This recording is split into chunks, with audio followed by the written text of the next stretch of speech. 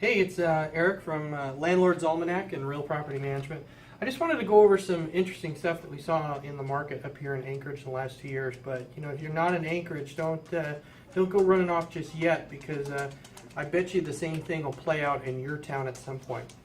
So what we had was oil prices came down a little bit, and what that overall affected our economy. And it was really interesting how things worked. And so if you've got, let's say you've got your fourplex units, and they're rented for $950, and then you've got kind of your nicer fourplexes, your things renting for about $1,250, like your 3-bedroom affordable low-income housing down here.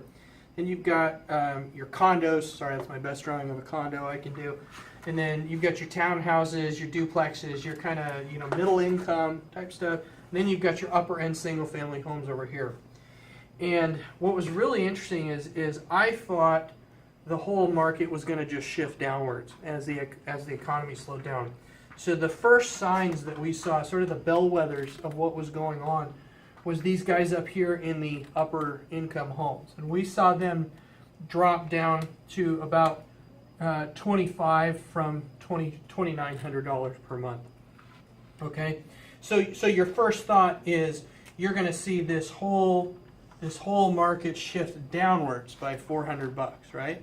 It's not actually what happened. Here's what's really interesting. Your townhouses, your duplex, they didn't. They actually stayed fairly stable. Now they might have dropped down from 1900 to say 1650 or 1700. Okay, so here you had a $400 drop. Here you had a $200 drop in rents. Then we saw the condos, and they dropped down to say $1,250 from $1,450. So again, we're still around the $200 drop. What's really interesting is, okay, so you're going to follow this pattern through and say, well, gosh, then it's just going to keep cascading down. Maybe it's going to be a little bit lesser of a drop on the bottom. It was actually almost an equal drop down here. So these might go down to $750, and a lot of these went down to $950, or $1,050 for your 3 beds. Okay, and here's what the behavior we saw in the actual tenants was. Everybody didn't drop down because we're not only looking at price, we're looking at how long do they stay on market and why. So the market didn't do that.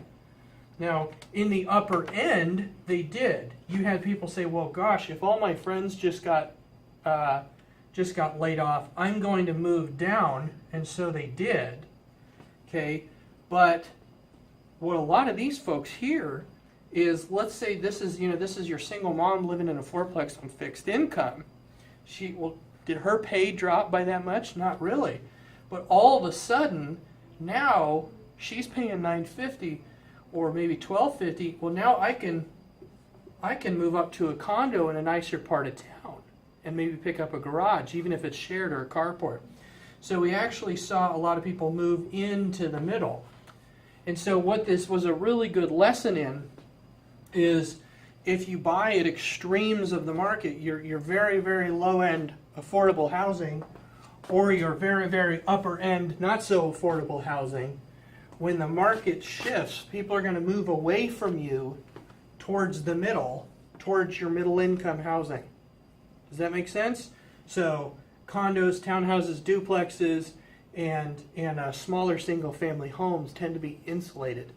Anyway, just a real quick lesson. Didn't want to take up too much of your time. And again, please find us on Facebook, find us on meetup.com, and come to one of our classes. We always like teaching people. We always like learning new things from you as well. Again, my name is Eric. Thanks so much. Bye.